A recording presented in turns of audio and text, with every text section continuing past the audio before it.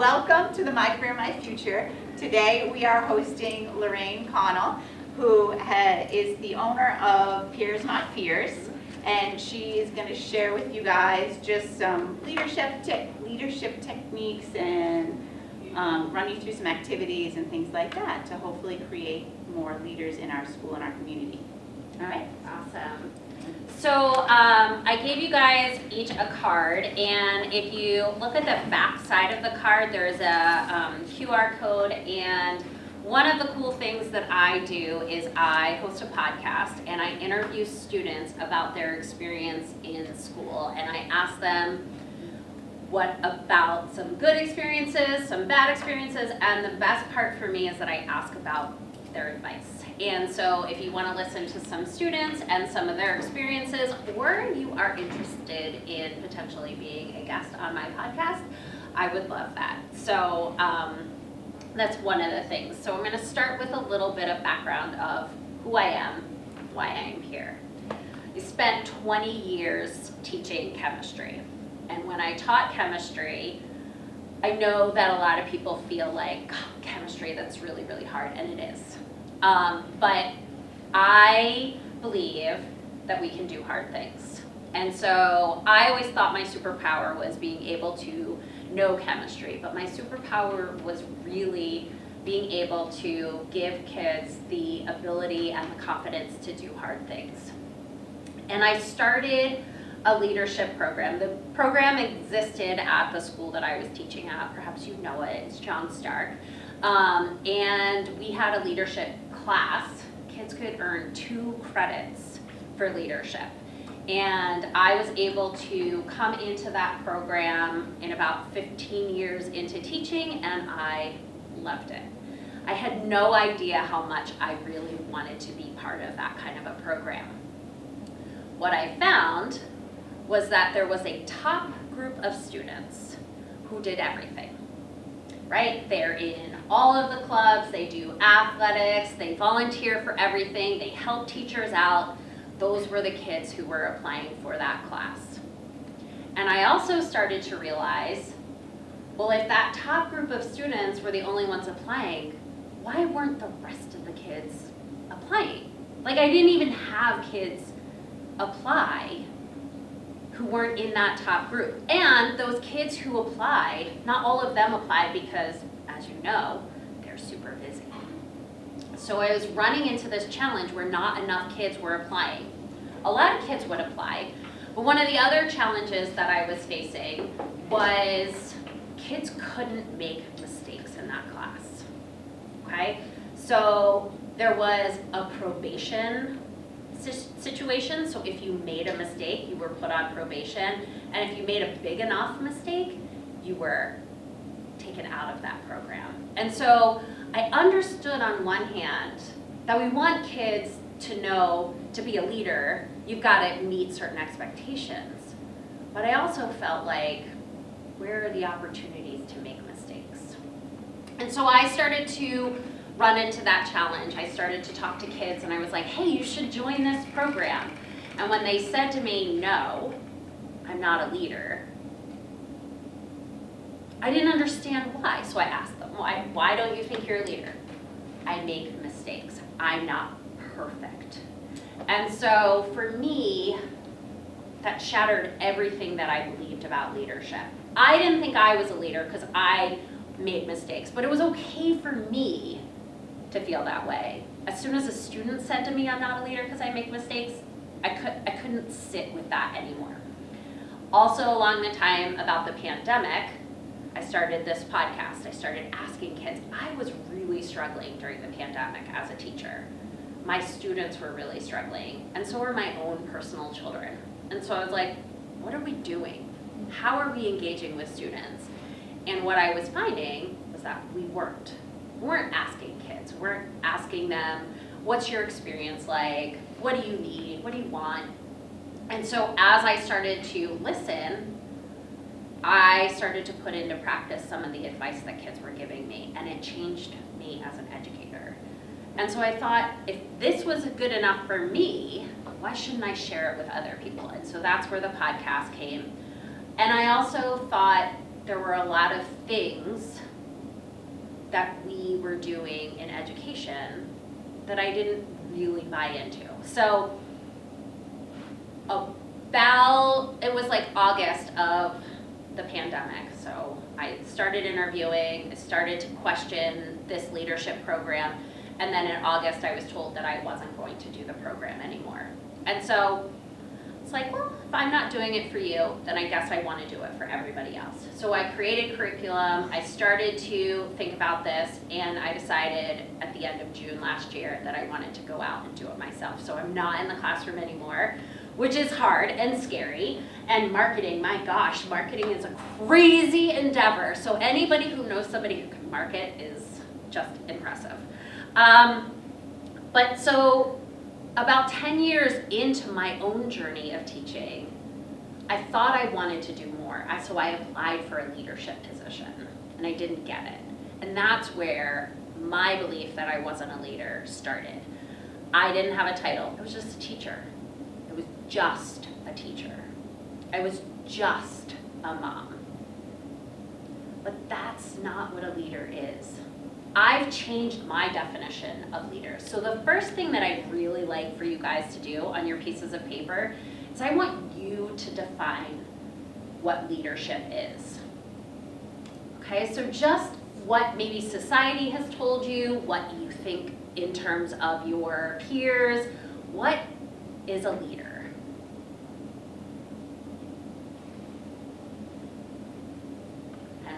As always, in my classes, there is no wrong answer, so.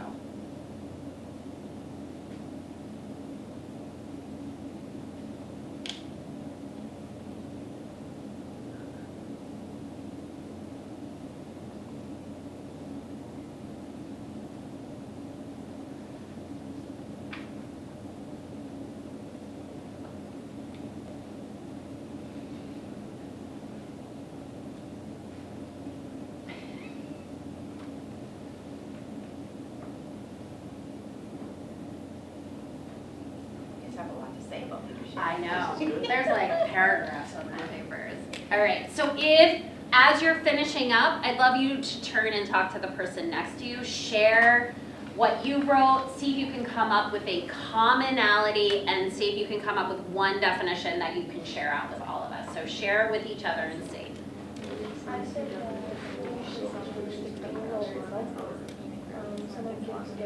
Yeah.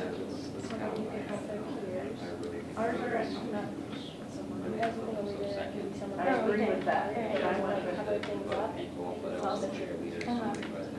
Yeah, I heard that.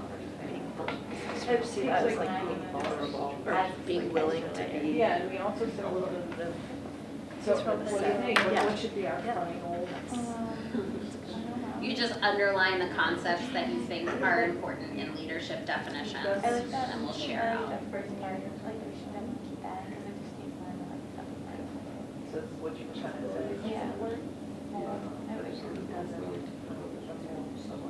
All right, so what did you guys have for your definition? What were the key components of your definition for leadership? We both thought that selflessness Okay. was something that's really important for a leader to have, because sometimes you gotta put people before yourself to Mhm. create a general benefit for everybody. Okay.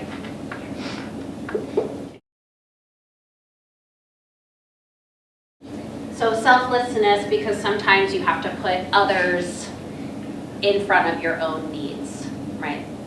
Okay, did you have something else, or is that Progress as well. progress? Okay. How about you guys? We said someone who's willing to stand up for what they value and believe in, and for other people, and also someone who's willing to grow.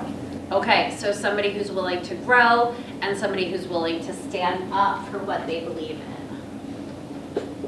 And the willing to grow kind of came out of, we both, like, I use, like you mentioned, I value mistakes, because that's when you grow the most, so that somebody who's, I consider a leader somebody who's willing to admit their mistakes and talk about them in the name of Yeah. being better next time? Yes, it's really critical to be able to acknowledge and admit your mistakes, Yeah. especially in a leadership position. Perfect. They're part of being human. What do you guys have? We kind of said breaking out of your comfort zone to show that like something is more than it can be. Like coming to these talks is more than just what it could be outside the classroom that you don't see when you're not here.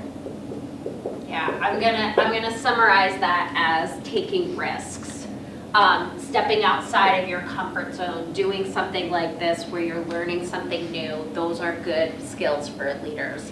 Excellent. Those are really, really great definitions. Right. So if we go back to that leadership program that I was a part of and that belief that I had of what leadership was before I started this journey, there were 3 myths that evolved for me. 1, leaders are perfect. I don't make mistakes. I can't be a leader. Leaders are born, right? Well, they're already leaders. They're natural leaders. I can't be a leader. And that I needed a title, right? I didn't get that next job. I didn't get that next position, so I wasn't a leader. I'm just a teacher.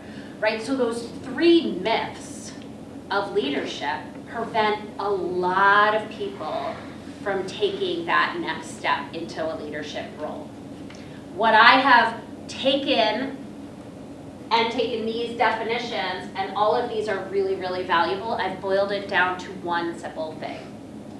If you make a decision, you are a leader. And everybody who gets up in the morning and decides to get up or not get up is making decisions. So if we sort of take all of this, and when we make decisions, these things come into play, but going back, anybody who makes a decision is going to be a leader, right? And so that helps us demystify those beliefs that a leader is perfect.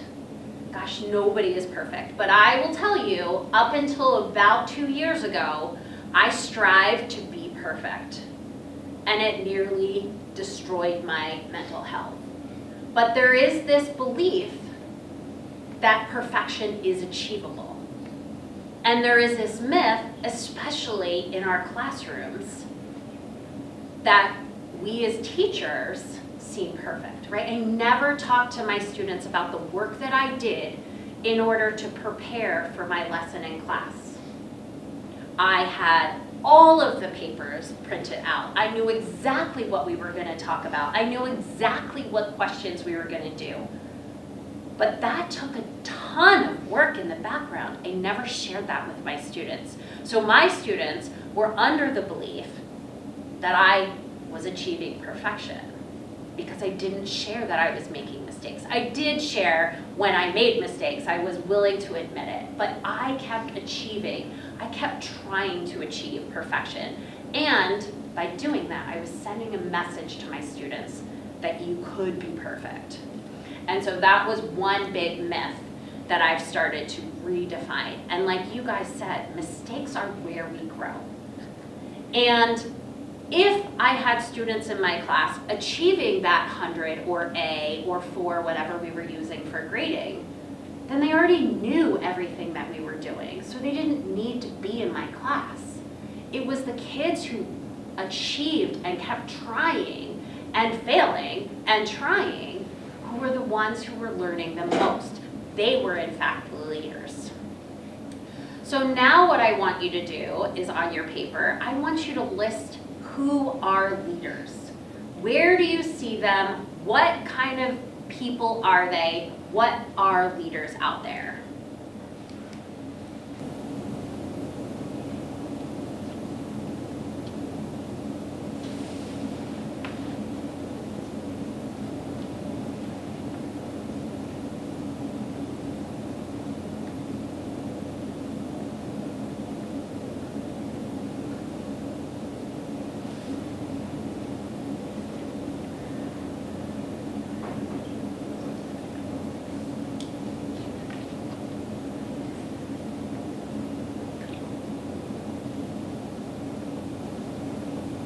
right, what are some things that you guys listed? Who are some people that are leaders? Yeah. I said like medical care in the community, parents, coworkers, Yeah. And what was the last one? coworkers. Coworkers. Perfect. So coworkers, parents, medical community members, really great leaders. Yeah. What did you have? I said people who work in the community. Yeah, people who work in the community. Good. Anyone Well, else? so I was asking you, so I went like Maya Angelou and my Okay. amazing leader, I think. Yeah. is right. And I actually put the kids in this room, not Mhm. to compliment you, because this is Yeah. new and unknown, and they had the courage to come in. Absolutely. That a man on the, a man on the radio took in some people who had immigrated to this country, and it was and he did it because he's like, that's what feels like the right thing to do. But something I really respected was then he said, but I can't do it for long. Like I have about 2 more weeks because I can't afford it. And he was just so authentic and real about it. Like I did it for a little bit, but I can't do it anymore, which Yeah. that's the part I respected, because Yeah. some people wouldn't admit, like, he's like, I can't afford it, and they're gonna have to move on, which I think some people would avoid even taking them in the first place, Of because course, they yeah. wouldn't wanna admit, like, I can only do this for a short time, I can't really afford it. That's the leadership. That's part really that I interesting. respected. So understanding your boundaries, Yeah, yes. understanding your limitations, Yes, right? and admitting Perfect. them, but still going And going doing it for anyway. Yeah, that's awesome. Yeah. What did you guys have? Anything else? Like coaches and teachers. Coaches and teachers, absolutely. Perfect. Anybody else? I was thinking like Elon Musk, because he's Okay. really helped, like he's lived the American dream. He's furthered science and technology. I mean, he's shooting satellites into space. Yeah. You know, made one of the largest electric car companies on the planet, so. Yeah, so Elon Musk being able to do various things, living the American dream.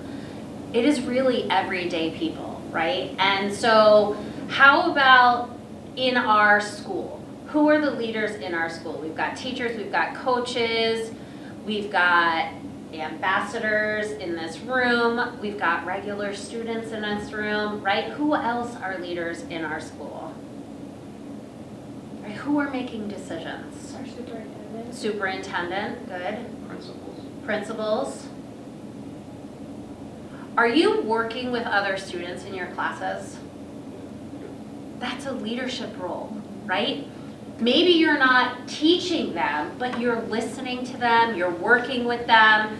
That is a leadership quality, right? Listening, working, engaging, making decisions to work with other people. Thank you guys. Sorry, you. No worries, please. Thanks for coming.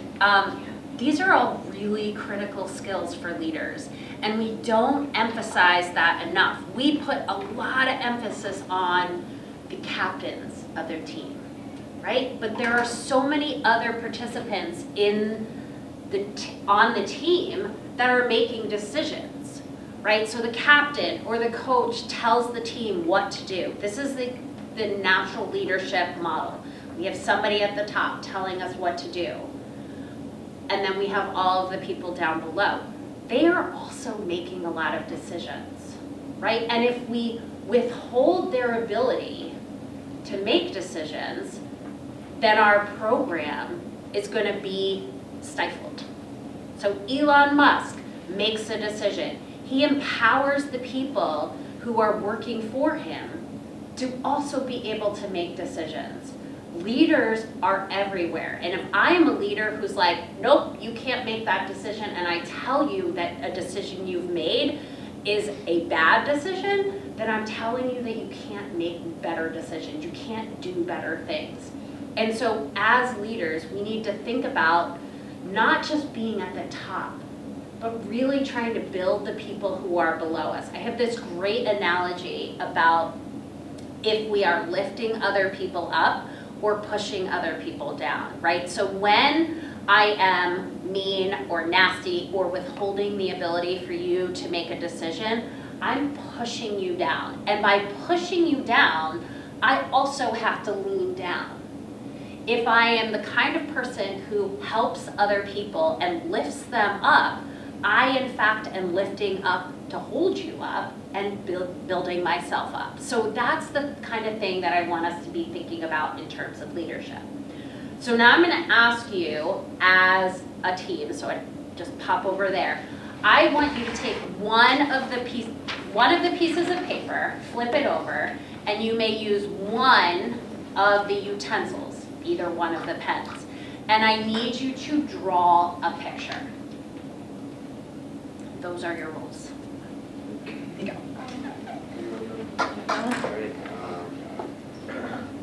I'll just start. No, I'm not too artistic inclined.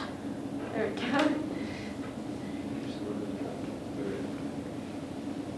Just draw anything. Draw like a landscape or something. Oh. Some pretty rolling hills. I didn't know how artistic you were. This is like 6th grade. This is very Nose. Yeah.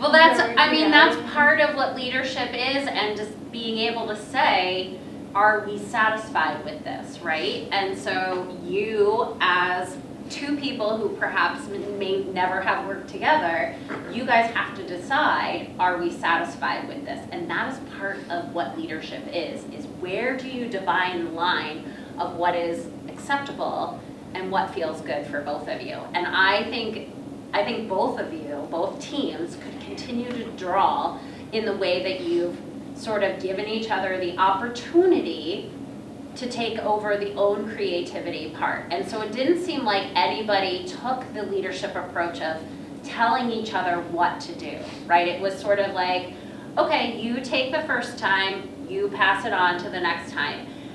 Did you accomplish the goal? You each have a picture, right? So leadership doesn't have to be somebody tells you what to do. Leadership is accomplishing something. Sometimes it's accomplishing something with other people. Sometimes it's accomplishing something for yourself. And I want to kind of just go back a little bit to your idea of a leader is someone who takes risks. And this is a pretty simple drawing of what I like and what many people in leadership talk about is the challenge zone. Okay, so if you are in the center, things are really easy. This is called your comfort zone. No challenges, no real effort. And out here, this is panic zone. Right, so this is get me out of here, no thank you. In between these two spaces is your challenge zone. And this is where we always want to be, because that is where you grow as a learner. Now I'm going to go back to my example of chemistry, right? Chemistry is really hard, but some people would be in their comfort zone in some of the concepts, and some people would be out here in their outside, their challenge, totally risk zone. But if they looked at each other and they said, hey, I can help you because I'm in my comfort zone, and this person's willing to accept the help, then they each pull each other into that challenge zone. So when I would be in my chemistry class, I would ask kids to work together a lot. Because oftentimes, there were people who were pretty confident in what they were doing, and other people who really didn't feel confident. And as the only person in the room who may be able to help every single person, I couldn't do it. So when you are in classes and you are working on material that may be really easy for you, look around. You might see somebody who is in their real anxiety risk zone, and you can help pull them in, but you're also growing yourself because you're helping them. You're trying to communicate to them. One of the biggest leadership skills is being able to listen and understand what other people need. And so as we're sort of wrapping up, and I would like to offer some time for us to have some questions, I want to give you this charge. When you leave today, I want you to start seeing yourself as a leader, and I want you to start seeing everybody else around you as leaders too, okay? And if you are less confident in your ability to lead, then look for opportunities for you to build that leadership skills. Maybe you're already an ambassador, but you could join a club that you've not been in and meet some new people. You can sit down in the cafeteria today and eat lunch with somebody new, right? Those are challenges. And for some of us, it might put us, it's not a big deal for me. Others of us are gonna be like, that is way far out of my comfort zone. But if you push yourself and it feels uncomfortable but you're not panicking, then you know you're growing. Feel that discomfort, because that's an important skill for you to recognize, because that's learning. You'll know the difference between this really uncomfortable feeling. For me, how many of you would be willing to step up and do something like this? Okay, maybe, right? Does it appear like I'm nervous at all to you? I am, right? So one of the biggest things that I want to tell you is that you may feel totally uncomfortable, but the people who are observing you have no idea. So do something that challenges you and you feel like it's really hard, but the people around you have no idea, and they're going to look up to you and they're going to say, hey, that kid could do it, why can't I? Okay? So I'm done. I mean, I could go on. I have other activities for us to do, but I'd love to see if you guys have any questions. I don't know if there's anything to ask, but go for it.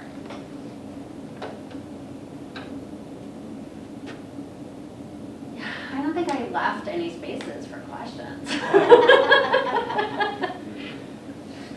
No, I think this is good. Maybe we could just share like what kind of leadership roles you think you Yeah. hold right now with her, or like why you showed up today. Ooh, Maybe that's a because I great made you. one. Don't also give us. I showed up because nobody else had volunteered to come yet, so she said that if nobody was going to show up, the only way I can do it at all. Well, I appreciate you showing up, and it looks like it was an okay thing. We got a couple other people to come. Why'd you show up? One of my teachers and advisors recommended it. Awesome. Awesome. Who was that teacher? Mr. Ball, Mr. Wall.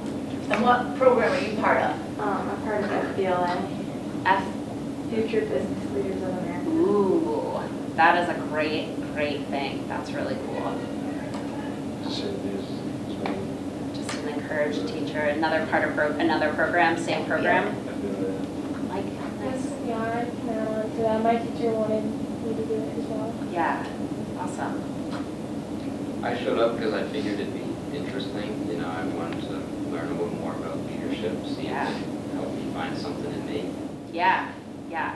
And I want you to remember is even if you're not in that top position in any clubs or groups that you're in, you're still providing leadership to others, and people are always watching you and seeing you do things, and that is a really, really cool thing. And one of the things that I didn't hear us mention about who are leaders is big brothers and sisters, right? And parents. That's the other call to action. I want you to go home and thank your parents for being really great leaders, because there's no training. There's literally no training to being a parent. You're making stuff up as you go along, okay? So when your parents make a mistake and they tell you that you can't do something, understand that they are just working on what they think they know they have to do, and engage with them. Say, after they say no, like everybody's emotions are down, come back and say, I just love to know why you said no. I want to learn, I want to share my opinion, but it's really important to do that in a calm manner and not when everybody's emotions are high. But parents are incredible. They're probably one of the most important leaders in our lives. And also, thank your teachers, because they're leading you. Every day they come in, they organize, they've created a system for you. So those are the couple other things that I'd love for you to do. And if I host this again, please tell people how awesome it was. Awesome. Thank you so Thank much. you, of course. If anybody has any other questions, we can ask, but we have a few more minutes and then we'll be good. So thank you Please for take coming. my card and make sure that if you can, listen to the podcast, share it with somebody else. If you're interested in being on it, you can email me, let me know. Perfect. Thank you. Thank you.